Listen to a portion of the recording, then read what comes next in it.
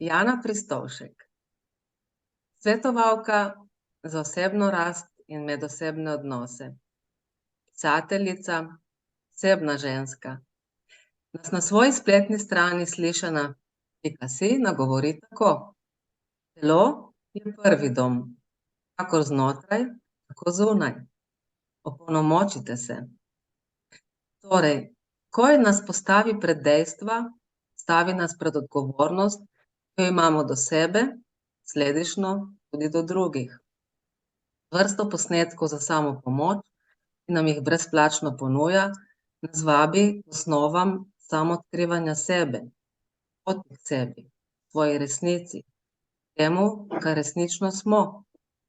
Od tu naprej, če nas je volja in imamo pogum, se lahko obrnemo tudi nanjo kot dolgoletno svetovalko z izkušnjami in nasveti, ki stojijo na pravem mestu in ob pravem času.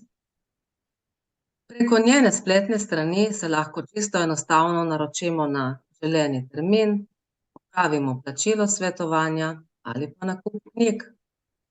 Svetovanje lahko poteka preko spletne povezave, kar pa ne zmanjšuje njegove uspešnosti in učinkovitosti. Ostajamo varni, diskretni, v svojem domu. Jana zna poslušati, zna prepoznati težavo in nas usmeriti v pravo smer. Za nas, za naš mir, naše zadovoljstvo, uspeh. Njen dragocen prispevek je zapisan tudi v 3 knjigah, ki se vrtijo okrog odnosov. Poleg tega ima tudi Facebook skupino Čarobni odnos in svoj YouTube kanal, kjer dobimo več kot 100 videoposnetkov. Odnosi so tudi današnja osrednja tema. O tem bomo spregovorili. Ljudje velikokrat rečejo, odnosi so včasih tako težki. Ideja za ta razgovor je nastala v društvu Bohuman iz Nove Gorice, katerega dejavnost je prispevati k dobrobiti naše družbe. Midve z Jano sva se dogovorili, da se bova tikali, z vami bom pa Vanja Nardin-Upman. Jana, lepo pozdravljena. Anja, dober dan tudi tebi in hvala za povabilo. Z veseljem. Torej, prvo vprašanje se mi zdi najbolj na mestu, da začneva z nekimi osnovami, z nekim splošnim vprašanjem. Kaj so sploh odnosi? Kako bi ti definirala odnose in zakaj sploh v njih vstopamo? Odnosi so neka vez z drugimi ljudmi. Mi imamo odnos z živalmi in imamo odnos tudi do narave, imamo odnos do neživih stvari, imamo odnos tudi do sebe. Se pravi, odnos je nek pojem, ki določa, kako mi ravnamo, kako mislimo, kaj pričakujemo, česa si želimo. In mi živimo v družbi, na Zemlji je 8 milijard ljudi. In že od pradavnine so bili ljudje bolj varni, če so bili v skupini, kakor posameznik. In ko smo mi v odnosu z drugimi ljudmi, se pravi, ko imamo mi vez z drugimi ljudmi, nam je prijetno, se dobro počutimo, smo varni, dobivamo veliko čustvenih odzivov, dobimo veliko čustvene energije, potrditve, vrednosti, pomembnosti, lažje rešujemo probleme, ko nekomu povemo, nam da drugi lahko odgovor, oziroma že v tem, ko se z nekom pogovarjamo, dobimo sami odgovor. Ampak ti odnosi so lahko ohlapni ali pa so lahko zelo močni, zelo povezovalni. Se pravi, odvisno od tega, na kakšni relaciji smo. V družini, v partnerstvu je ta odnos bistveno močnejši, kakor je odnos s sodelavci, neznanci. Vsakokrat, ko mi pridemo v stik z neko osebo, z njo vzpostavimo odnos. Tudi ko gremo v trgovino po kruh ali pa gremo na bencinsko črpalko, imamo nek odnos. In odnosi imajo neka pričakovanja oziroma pravila, kako se mi do drugih obnašamo, kako se drugi obnašajo do nas, kaj mi pričakujemo, in tukaj potem nastane ta težava. Zato, ker ne dobimo tistega, kar je po naših pravilih, oziroma ne damo tistega, kar je po njihovih pravilih. Ja, v odnosih imamo vedno neka pričakovanja, to si lepo povedala, ampak kaj se recimo zgodi, če je nekega odnosa oziroma nekih odnosov premalo? Se pravi, ljudje se včasih tudi odmaknejo. Kaj se zgodi s človeškim bitjem, če premalo vstopa v odnose oziroma če je teh premalo, ker so tako pomembni, kot si nam lepo opisala? Mi ne moramo stopiti na tehtnico in zmeriti. Jaz sem v taki količini z nekimi ljudmi ali z neko osebo v odnosu. Ljudje smo različni in nekateri ljudje potrebujejo veliko bližine, rabijo dotike, pozornost, besede, čas. Drugi ljudje imajo manjšo notranjo potrebo po tem. In ko se srečata dve osebi, ki sta zelo na skrajnem polu te premice, potem je tej osebi kmalu dovolj te bližine, tega pogovarjanja, preživljanja časa, pošiljanja sporočil. Ta oseba pa potrebuje več. Zato v odnosih pravijo, da so najbolj strastni in najboljši odnosi, če sta si nasprotna, vendar so zelo naporni. Najbolj mirni in stabilni odnosi so pa tisti, kjer imata vsaj osnovne potrebe enake. Se pravi, oseba, ki rabi veliko bližine, in ko se sreča z osebo, ki rabi tudi veliko bližine, bo tak odnos bistveno lažji in prijetnejši, kakor tisti izziv, ali bova skupaj, ali se bova danes slišala, ali se bova danes videla, ali se bova danes pogovarjala. Se pravi, taki odnosi v nas ustvarjajo neka čustva tesnobe, neka čustva strahu, ne, kadar pride do tako različnih polov. Ja, to je pa posledica potem tega, kaj mi občutimo, ko pride do odtegnitvenega sindroma. Ko mi nečesa ne dobimo, kar je globoka potreba v nas, takrat se zbudijo druga čustva. In to je čustvo nevarnosti, ki ga mi ne zaznamo tako. Mi vemo, da želimo biti s to osebo, ampak zakaj se pa mi počutimo tesnobno, je pa zato, ker se v nas sprožijo sprožilci v nevarnosti si. In takrat smo mi v stresu. Mi se stresa navadimo, ne? In niti ga ne opazimo, postane lahko naš vsakdanji spremljevalec, vsakdanji način življenja.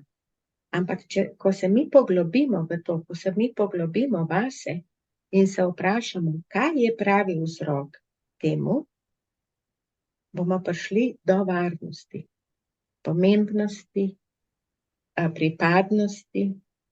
In to je tisto. Ampak mi se redko poglobimo tako globoko, ostanemo nekje na površju.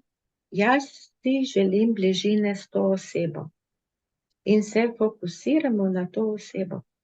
Čeprav nam v bistvu manjka osnova varnosti, osnova pomembnosti. Se pravi, mi se ne moramo sprijazniti z dejanskim stanjem. Zato, ker je teh čustev, teh notranjih čustev je preveč. Vihar vseh viharjev nastane lahko v nas. Ja, mislim, da zdaj si se dotaknila enega zelo pomembnega vprašanja, in sicer tega, ne, da včasih, ne bi rada posploševala, ampak včasih se je lažje ukvarjati z drugimi kot samim sabo. A se strinjaš? Ne gre samo za lažje, gre za to, da nas niso nikoli naučili ukvarjati sami s sabo. Kdo nas je vprašal kdaj, kakšen je tvoj odnos do same sebe? Mi slišimo, tako in tako se ne smeš obnašati, tega in tega ne smeš delati. S tem in s tem raniš ljudi. Če se boš tako obnašala, si egoist, si egocentrik. A ne? Okolica nam govori, kakšni moramo mi biti. Od majhnega. Bodi pridna, bodi ustrežljiva, ne bodi naporna, ubogaj, bodi pridna v šoli, da starši ne bomo imeli s tabo težav. In nihče pa ne reče, zakaj se ti tako počutiš? Zakaj si zdajle žalostna? Zakaj hočeš, zakaj sitnariš zdajle? A bi rada mojo pozornost, da se greva igrati, da se greva kaj pogovarjati? Ko sem bila jaz otrok 50-60 let nazaj, si dobil eno po riti, hvala Bogu se to danes ne sme več delati. To je celo kaznivo dejanje. Nihče pa ni vprašal, kaj jaz lahko naredim zate. In zato se vedno vračamo v otroštvo, ker se tam gradijo temelji. Ampak v tem bova verjetno prišli kasneje ali po naslednjih srečanjih, ker če ne, sva lahko 2 uri tle in govoriva samo o tem. Ja, danes sva rekli, da bova bolj osnove. No, torej, rekla si, da v nekih odnosih doživljamo različno paleto čustev, veselje, sreča, žalost, strah in tako naprej. In če si recimo vzameva samo en tak povprečen primer vsakdanjega življenja, ki bi ga pač ti komentirala, recimo, da rečeva, da imamo doma najstnika, da opazujemo že dalj časa, kako je njegova soba razmetana, mi smo jezni na njega, nič ne uspemo, nič se ne spremeni. In pravzaprav postavljam ti tako vprašanje, ne, ali smo mi res jezni zaradi njega?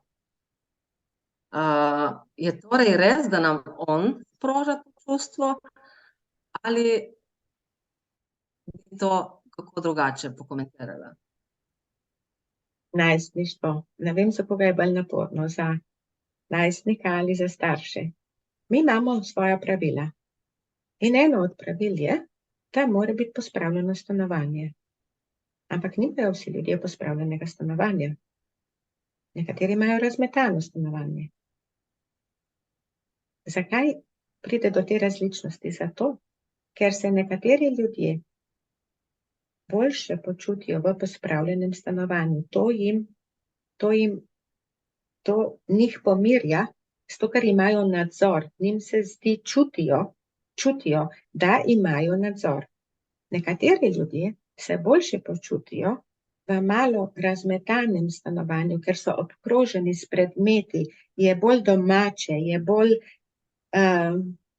je več stvari, je več topline, ne govorim o zbirateljih in o nesnagi, pa govorim tako, stvar je tukaj, pa tam, pa je že dobro, pa bomo jutri. Zato, ker te ljudje se dobro počutijo v tem okolju. In potem starš, mama ali oče, ki se dobro počuti v pospravljenem stanovanju, zahteva, pričakuje, da bo otrok živel v njihovem okviru. Ampak otrok je toliko drugačen in njemu soba ali ima cunje, telefon, knjige, zvezke, karkoli že, mogoče tudi ene 3 krožnike še od enih 3 dni nazaj, njemu je to v redu, on se tukaj v redu počuti. Mi delamo spremembe takrat, ko se ne počutimo v redu. In starši potem hočemo tega otroka, svojega otroka spraviti v ta naš okvir pravil. Bolj smiselno bi bilo zdaj, kako lahko rešimo ta problem. Ta problem lahko rešimo na način, dokler ne bo pospravljena soba, ne boš imel telefona, ne boš šel iz hiše, ne boš spala pri prijateljici. In ta način je neustrezen. Lahko pa rečemo, lej, jaz razumem, da se ti v svoji sobi dobro počutiš in da tebe ne moti ta nered. Vendar vse, kar jaz želim, je to, da je perilo, ki je umazano in ki ga je treba oprati, da ga neseš v pralnico ali v kopalnico, da ga jaz lahko operem. Druga zadeva, krožniki nimajo kaj delati. Prosim, če ko poješ, ko prideš naslednjič iz sobe, krožnik prineseš, da se ne bodo slučajno zarodile kakšne miši v tvoji sobi. In tretja zadeva je, stvari, ki jih rabiš ti za šolo, prosim, če so toliko urejene, da ko boš ti pripravljal ali pa pripravljala torbo, da jih takoj najdeš in da greš s stvarmi v šolo, ki jih takrat potrebuješ. To je tvoja odgovornost. In to je čisto drugačen pristop. Najstnik posluša, ko enih 20 sekund ima fokusa in potem konc. Ima odprto okno pred svojim zidom, pred svojim notranjim svetom. In mi moramo najti, počakati, da se tisto okno odpre, takrat povedati v 2, 3, 5 stavkih in potem zaključiti. In potem nehati. A si slišal, kaj sva se zmenila? Zakaj se tega ne držiš, ker sva se midva zmenila? A bo spet tako, kot je bilo pred 14 dnevi? O, lepo si pospravil sobo, samo poglej, da ne bo spet taka, da ne bo meni treba ponovno o tem govoriti. A veste, to je pa najedanje. Ampak do tega pride, zato ker smo mi v sebi nesigurni vase, ker skrbimo zanj, ker nas je strah, kako bo uspel v življenju. Kako bo uspel v življenju s tako sobo, nemogoče. To so bili zdaj res zelo konkretni stavki in nasveti, ki mislim, da bo marsikomu prišlo prav, ne? Ampak recimo, če se zdaj spet vrneva malo s tem našim čustvom, ne? Se pravi, ko se sploh ljudje soočamo s čustvi, a znamo z njimi. Recimo, ko pride pred nas neko veselje, neko zadovoljstvo, smo veseli, hočemo biti pač v tem čustvu, če pa se recimo pred nas pojavi neko čustvo žalosti ali pa jeze, kot sva rekla in tako naprej, kaj pa naredimo s temi čustvi? A sploh znamo z njimi upravljati? Mi imamo prijetna in neprijetna čustva. Jaz ne maram govoriti, da imamo pozitivna in negativna čustva, ker negativnih čustev ni. Čustva, ki so neprijetna, so vedno neko sporočilo, da je nekaj v nas, kar je nek dogodek ali pa nek stavek ali pa neka misel sprožila. Mi reagiramo tako, kot smo bili navajeni v otroštvu, kot smo se odnosov naučili v otroštvu. Mi smo se odnosov naučili od svojih staršev. Če smo mi rasli v okolju, kjer se je veliko kričalo, preklinjalo, napadalo drugega, imamo dve možnosti. Ali rečemo, ko bom jaz odrasla, tega nočem. In ta odrasla oseba se bo intenzivno izogibala vsem konfliktom in bo imela težave, zato ker bo zanjo pomenil konflikt že pogovor z nekom, ki se ne strinja z njo. Druga oseba bo pa rekla, oziroma sploh ne bo rekla, ampak bo kar avtomatsko ravnala tako, kot je bila navajena v otroštvu. Problem se reši s kričanjem. Glasnejši zmaga, bolj nesramen zmaga. In tam nekje, mi dozorimo nekje od 25 do 30 leta.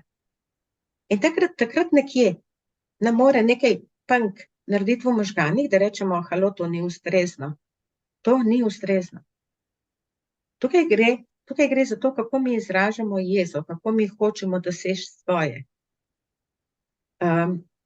Drug način je, da se v družini sploh niso pogovarjali o problemih.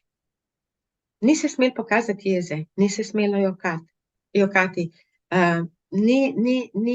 Nič se ni smelo. Glavno je, da je neko nevtralno stanje, kjer se staršem ni bilo treba ukvarjati s tem otrokom. Lej, je že dobro. je že dobro, ne jokaj, ker si, kdo te bo gledal, ni ustrezno, ne smeš, le se ti bojo smejali, pa ne bodi tako občutljiva. Ampak zato je otroštvo tako pomembno, ker mi otroka naučimo o čustvih. Ko je otrok jezen, mu rečemo, razumem, da si jezen. In zdaj to jezo daš lahko na drugačen način ven, kakor z brcanjem mame, ali pa z nesramnostmi, ali pa s cepetanjem pa metanjem po tleh. Če si jezen, pejt teč po stanovanju, 5-krat teči gor in dol. Če si jezen, udari to blazino in ji povej, da si jezen, da si lahko jezen. In če joče, če deček joče, ga stisnite k sebi in mu povejte, da razumete, da to, kar se mu je zgodilo, je preveč za njegov srček. Ker otrokov srček je manjši in je bolj občutljiv. Ampak, da pa to zmoremo, moramo biti pa mi osebnostno dovolj zreli. In potem, ko jaz govorim te stvari in razlagam individualno, na videih, se ljudje začutijo, joj, jaz nisem bila v redu mama. Pa ne gre za to, kakšni smo bili v preteklosti, ker preteklosti mi ne moramo spremeniti. Ampak je pa vprašanje in smo lahko od zdajle naprej drugačni. Ampak zato se mi moramo ukvarjati s sabo, ne pa z odraslim otrokom. Ko pokliče, prva stvar, ki rečemo, ja, še dobro, lej, da si klicala. Ampak telefon deluje na obe strani. Ja, torej spet sva prišli do tega zaključka, kako je pomembno se ukvarjati sam s sabo, kako delati na sebi. Seveda ne moremo vedno priti do nekih zaključkov sami, ampak rabimo druge ljudi, kot si prej lepo povedala, preko nekih ogledal. In seveda zelo koristne so tudi takšni pogovori, kot jih imaš ti, kjer s svetovanjem lahko osebo pripelješ do nekih novih uvidov, zaključkov in tako naprej.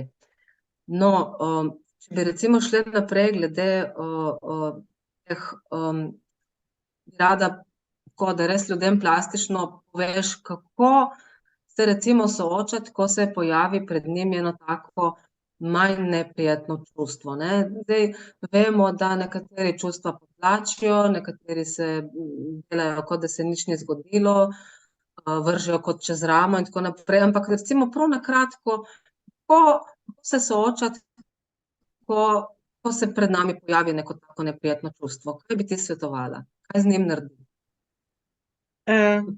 Eden najpogostejših in najbolj znanih načinov je, pravijo, da to čustvo predihamo. Se pravi, prva stvar, kar je, se moramo mi ustaviti in ne smemo dovoliti, da gremo mi v neko dramo bojevanja oziroma umika. Vsako neprijetno čustvo sproži v nas občutje nevarnosti. In takrat nastopi stres. Stres je namenjen prilagoditvi.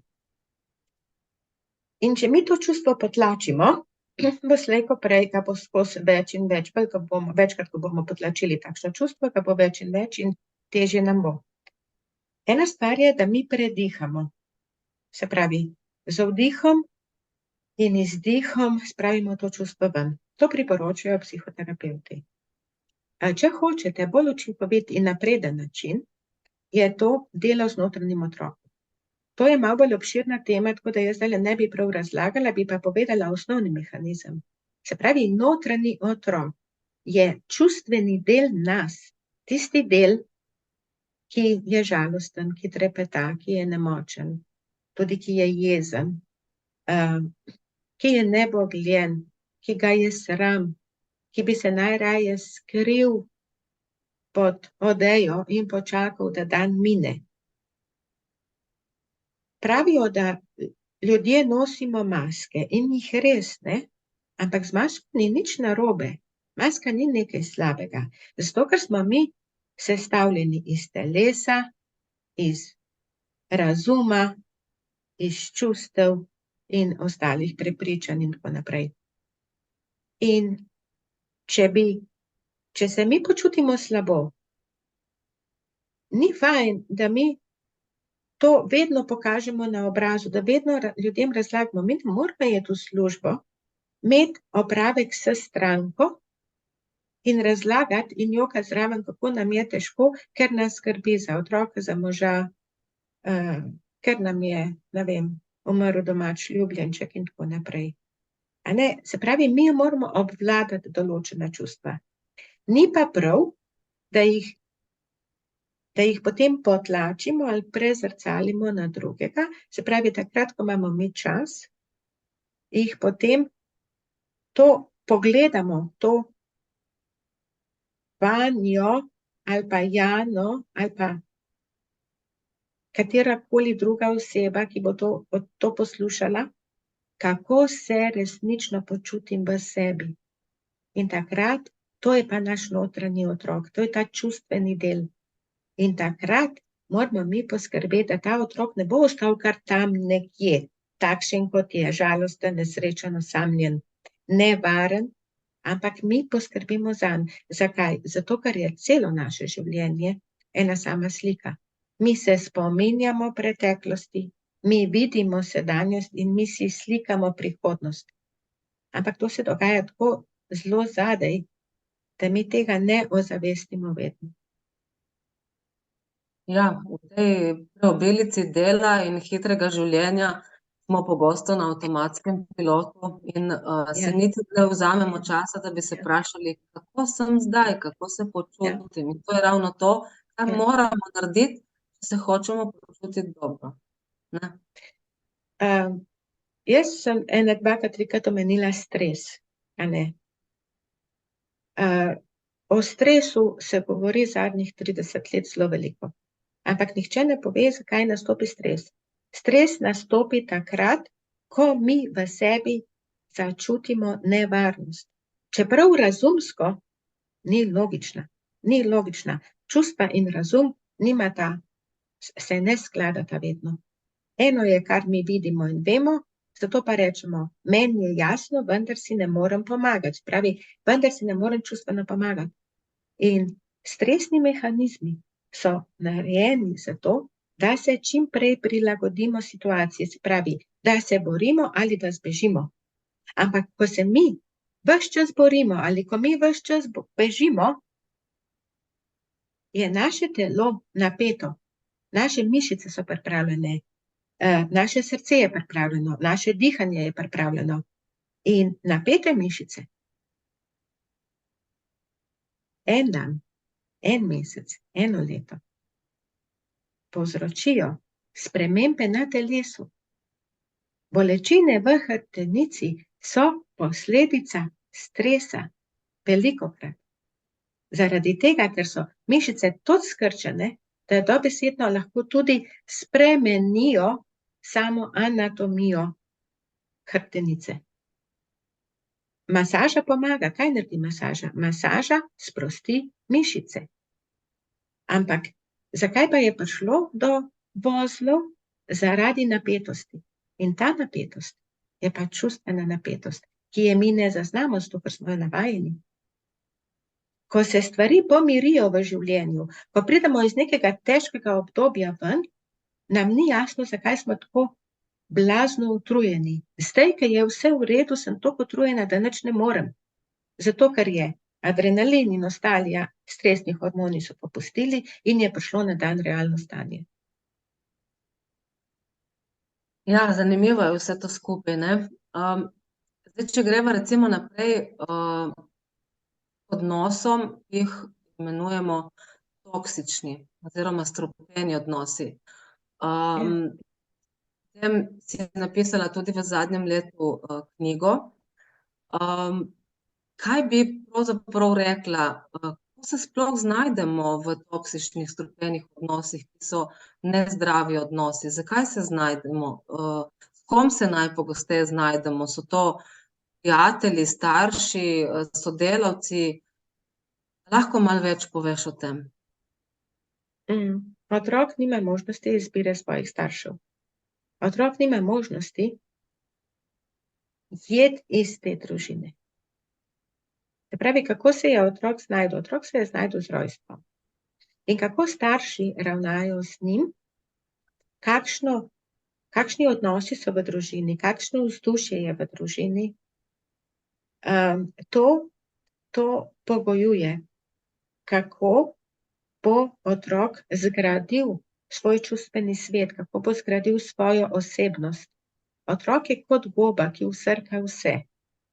Se pravi, ta otrok ob rojstvu ni imel možnosti. Potem pa mi odrastemo in spoznavamo druge ljudi. In gremo na prijateljstva.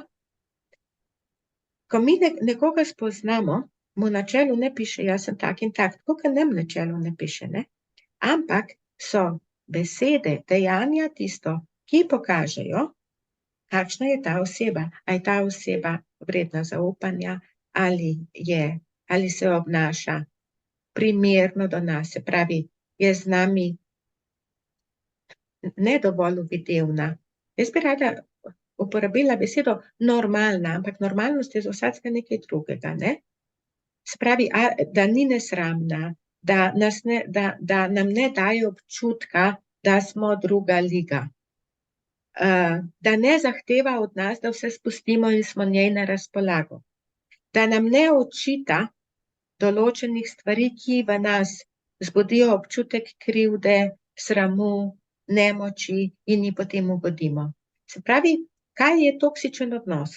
Toksičen odnos je odnos, v katerem moramo mi zatajiti en del sebe, kjer se moramo mi v polnosti prilagoditi, kjer smo mi dobesedno kanta za smeti, za frustracije drugega, kjer zmede naš notranji svet, naš kompas, naš zemljevid življenja, ker ne vemo več, ali je to prav, ali je tisto prav, to, kar je bilo včeraj prav, nam je povedal ali pa povedala, da danes ni več v redu. Teh načinov toksičnosti je veliko, ampak ko smo mi bili otroci in če nismo vsaj približno dobili dovolj varnosti, dovolj zaupanja vase, dovolj notranje moči, bomo to iskali tudi v odrasli dobi pri drugih ljudeh. Če sem jaz kot otrok ali vi kot otrok mogli skrbeti za svoje starše, čustveno skrbeti, mami ne biti žalostna, saj te imam rada. Če smo se odpovedovali določenim stvarem zaradi tega, da ne bodo naši starši žalostni ali pa da ne bodo jezni, potem smo se mi kot otroci naučili, da se prilagajamo drugim ljudem. In na ta način potem delamo v odrasli dobi in potem srečamo osebo, ki je na začetku čisto v redu. Nobena redka toksična oseba, da jo v prvem stiku rečemo, Marija, ko je ta zoperen, to je toksično. To se zelo redko zgodi. To se zgodi v neki družbi, ko lahko nekoga opazujemo, ne pa v družbi, ko smo v stiku, ker želimo nekoga spoznati. Ampak čez čas potem vidimo, da je nesramen, da je ignorantski, da nas žali, da se obnaša neprimerno, da se norčuje iz nas v družbi, da nas primerja z drugimi ljudmi, da se počutimo vse bolj siva miška in takrat je odvisno od naših notranjih vsebin, ali bomo rekli, lej, jaz si strašno želim ljubezni, ampak tega se ne grem. Ali bo pa rekla oseba, sej nikjer ni popolno. Sej se moram jaz, sej drugač je dober. Sej jaz lahko to malo potrpim. Sej se lahko malo prilagodim. Ampak osebo spoznate takrat, ko ima v sebi neugodna čustva. Takrat, ko je v stresu, takrat, ko je treba rešiti problem. To so stvari, ki določajo, kakšen bo odnos. Ko je lepo, je lepo. Ko je lepo, je lepo, lahko za vsako osebo. Ampak, kaj se bo dogajalo v najinem odnosu, določa to, kako se jaz in kako se on obnašava, ko morava rešiti nek problem. Ko sva toliko razočarana in prezrcaliva na drugo osebo, ko je v nas vihar in nismo sposobni slišati, videti, čutiti drugo osebo. In to je tisto, kar določa, kakšen bo odnos. Ali bo prijeten, se pravi, ali bo varen. Varen odnos je, kjer smo mi lahko to, kar smo, kjer smo lahko ranljivi, kjer smo slišani, kar ne pomeni, da se mora vse vrteti okrog nas. Vrti se okrog obeh. In kjer sta zmožna sklepati kompromis. Kompromis ni to, da nekdo zmaga, drug pa izgubi. Kompromis je to, da oba zmagata. Prepir je pa to, da jaz zmagam. Ampak in zmagam lahko z nasiljem. Se pravi, z glasnim govorjenjem, kričanjem in z nesramnimi besedami. Ampak kaj bom dobila nazaj? Dobila bom nazaj še hujše, zato ker tudi moj partner hoče zmagati. In tako se to stopnjuje do neke, kjer pride potem vsak na svojo stran gresta in ustvarita nove zamere. Ampak problema nista rešila. Nastal je še nov problem. Prej sta imela en problem, zdaj imata dva. Torej, dobro je res, da nekako se naučimo prepoznavati, kateri so toksični oziroma strupeni odnosi, nezdravi odnosi. Vsekakor več informacij in koristnih nasvetov lahko ljudje dobijo v tvoji knjigi, kot sva rekla v zadnjem letu, Ljubezen boli oziroma Toksična oseba in jaz.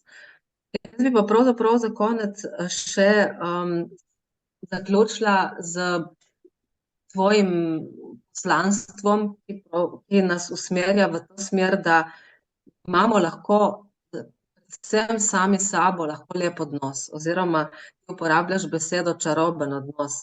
In to mi je zelo všeč, ker če imamo sabo tak odnos, potem bodo tudi odnosi z drugimi lažji oziroma lahkotnejši. Tako da bi za konec bi prebrala nekaj iz tvoje knjige, si jo napisala, kjer je zelo veliko koristnih nasvetov, kako si pomagati tudi s konkretnimi vajami, kako zdraviti notranjega otroka, ampak tole, kar piše na začetku, je kar nekaj ljudem pustilo en tak globok vtis, eno globoko sporočilo, zato se mi zdi res na mestu, da ga preberem. Odločitev današnjega dne. Odloči se za ljubezen, ne sovraštvo. Odloči se za razumevanje, ne neposlušnost. Odloči se za pohvalo, ne kritiziranje. Odloči se za nežnost, ne bolečino. Odloči se za upanje, ne brezup. Odloči se za dajanje, ne krajo. Odloči se za pomoč, ne nagajanje. Odloči se za veselje, ne žalost.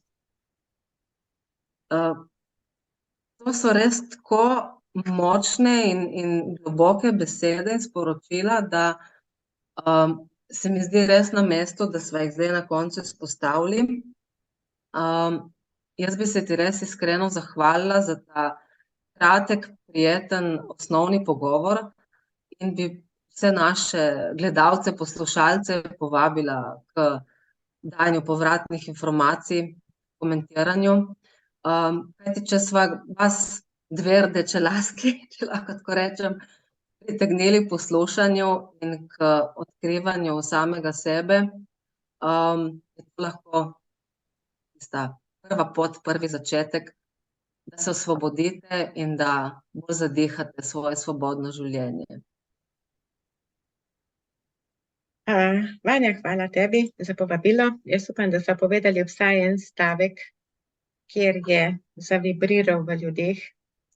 In upam, da se še kdaj vidiva, slišiva in narediva še kaj prijetnega in pametnega skupaj.